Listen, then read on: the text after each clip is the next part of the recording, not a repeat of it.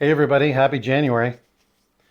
It is the last week of January, and as I'm shooting this video, thought about doing a resolution video at the beginning of the month, but well, had an emergency. I heard that the snow was coming, so I had to book it south. So I did. Nice Caribbean vacation, lots of fun, lots of sun, lots of relaxation, and ready for the new year. But of course, it did make me think about today's video topic, and so I'm going to share it with you now. So resolutions, right? Everybody makes one. Lose some weight, going to get a better job, going to save some money, going to stop stressing out, whatever. The point is, resolutions are something that everybody knows about and everybody talks about them. But statistically, only 90% of the resolutions that are made are not kept. And the reason for that, which many people don't realize, is the difference between being the cause or the effect. So here's what I mean by that. So for example, let's pretend you're overweight, okay? Let's pretend you're overweight because you overeat or you eat more than you move. The point is there's a calorie abundance as opposed to a deficit, and the body does what it does best, and that's stockpile those extra calories. And one asks themselves, well, why do I overeat? Well, typically people will overeat any unhealthy habit, whether it's smoking, drinking, overeating, being lazy. All of that stuff comes from a lack of, well, it comes from a place where you're feeling like you're lacking something. You're going to indulge in those things because they're filling a void inside you. And so when you look at trying to cut the smoking, cut the drinking, cut the eating, blah, blah, blah, if you don't fill that void inside you first, you're going to fail. And the reason is because you may, the road to hell is paved with good intentions. And good intentions are very good at getting you out of the gate.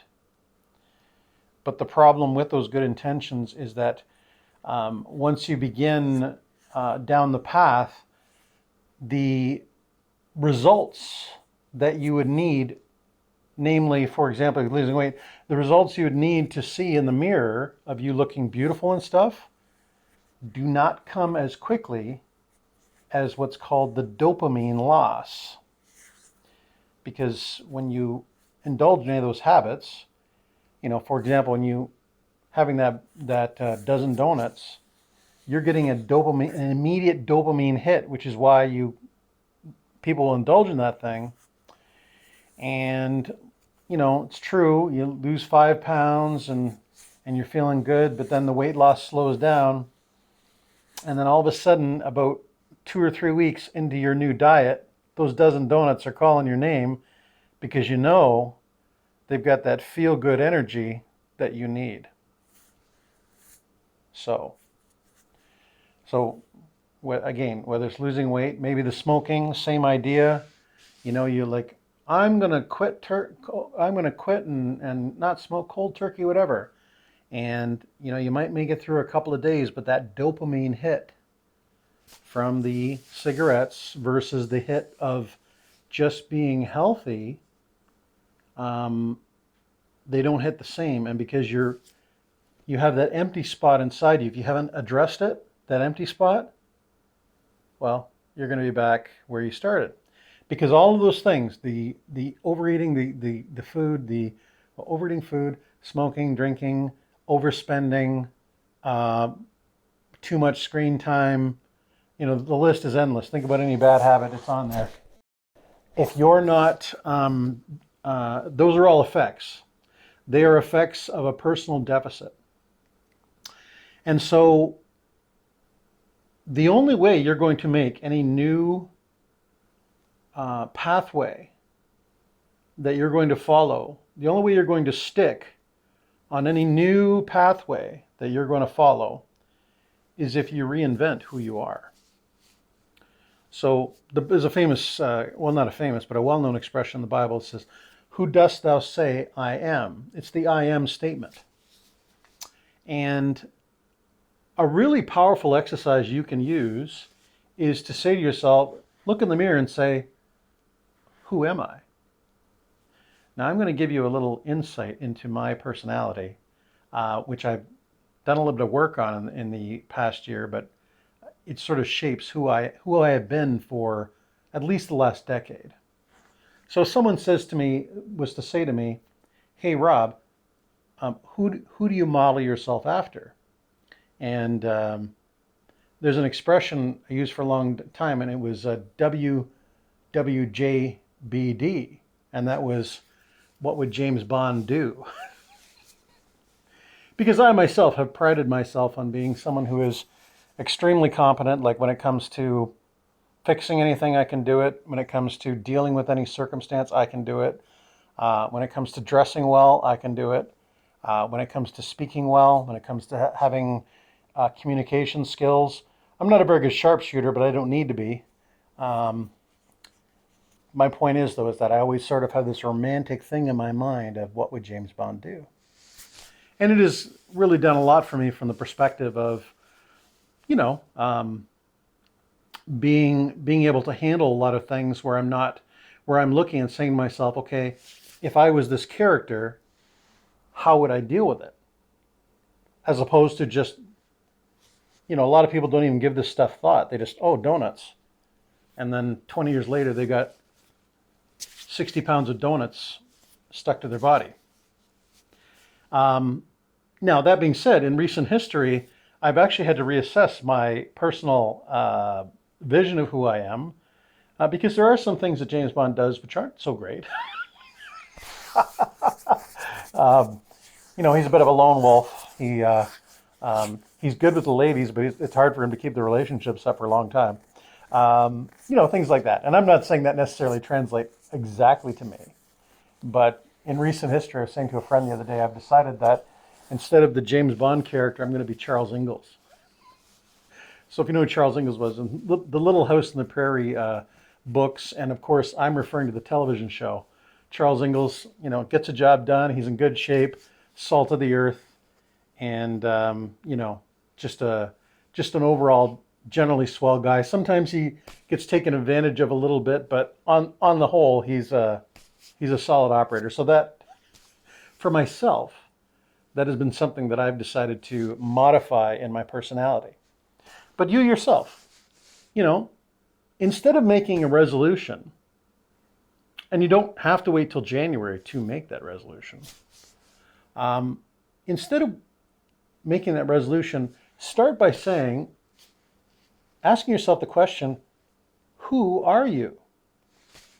Because this is something that majority, if you go to the average person in society, and even as I say this to you now, you might come up with character traits like, oh, I'm kind and I'm generous and I'm sweet. Maybe I have a temper. Maybe but you don't actually distill it down to actually what you are, because even in the Bible, the Bible talks about putting on the armor of God, and the armor is something you put on, righteousness. The mind of God, the charity of God, all these kinds of things. It is actually taking something onto yourself, and it's the old fake it till you make it, or fake it till you make it. And because understanding that the sinful man is still underneath that armor, and the armor has to become a part of you. And so, say to yourself, okay, maybe make a list of the character traits that you would like to have. Like, you want to be conscientious. You want to be generous. You want to be industrious. You want to have clear thinking. You want to not have any anxiety. You want to more or less have all the things that make it so that you create that vision of who you are. And if you like, you could attach, maybe you have a character, either fictional or real, that you look at and say, oh, this is who I'm going to be. And the beauty of sort of laying that out first of all those things is that, let's be honest, a person who is conscientious, caring, loving, sweet, kind, industrious, and all that kind of stuff isn't eating a dozen donuts. They're not sleeping in until noon. They're not behind on their payments. They're kind to everybody. They're aware. They're aware of what their fellow man needs before themselves. All those things. Those are all things that once you establish, then you're no longer medicating the effect of your dysfunction. And I certainly don't mean to be, derogatory by saying anyone is dysfunctional.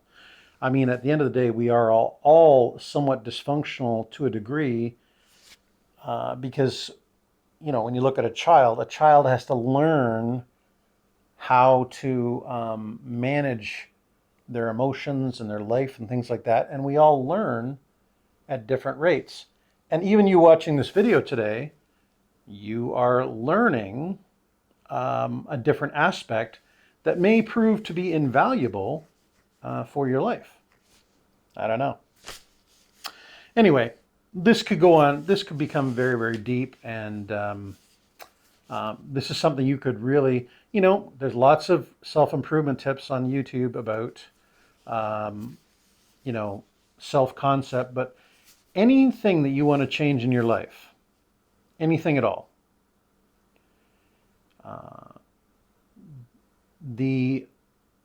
none of that will matter if you are living in what's called the dopamine cycle. One of my there's a clinician on the YouTube or in general mass media named Sadia Khan, very attractive woman, but she is also a psychologist. She gets a lot of airtime because she's cute and she's smart. But Sadia Khan, you can look it up, and she says, in regard to relationships, the most valuable lesson that she ever learned was to choose peace over excitement. And the reason she suggests to choose peace over excitement is that excitement is dopamine.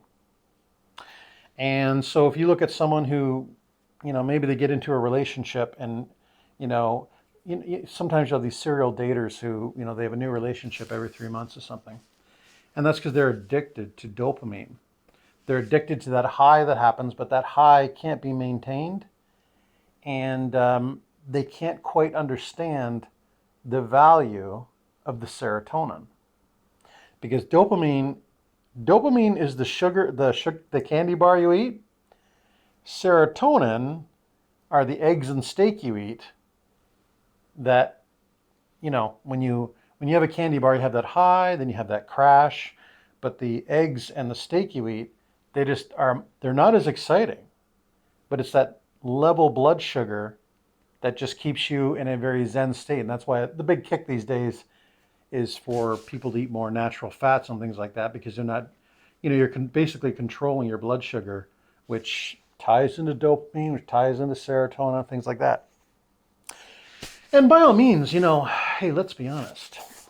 There are some people out there who are like, I just can't give up the rush.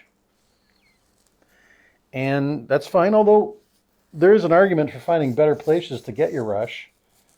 I don't know, skydiving, become a firefighter, car racing,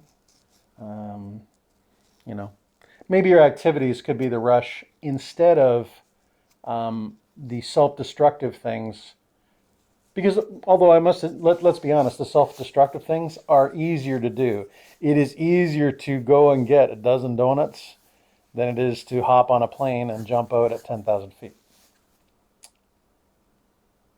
Anyway, I have talked enough on this topic, folks. But bottom line is that as you consider the new year and how you are crafting your voyage through life, as you're crafting the new year, think about whether you are actually dealing with the effects of who you are, or you're dealing with the cause of the effects.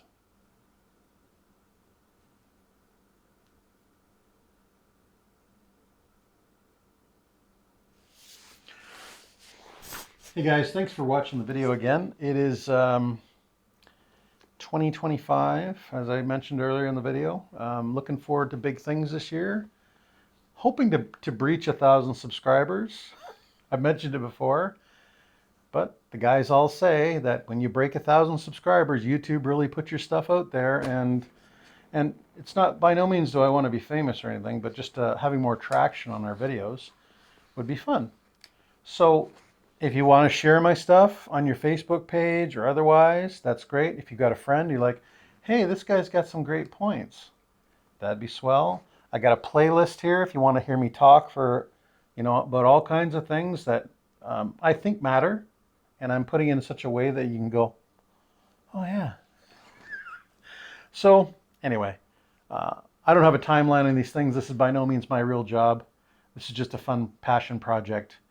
But yeah, if you feel like sharing, make sure you like the video if you could. Like it on YouTube. I mean, you can like it on my Facebook page if you like to, but liking on YouTube really does make a difference.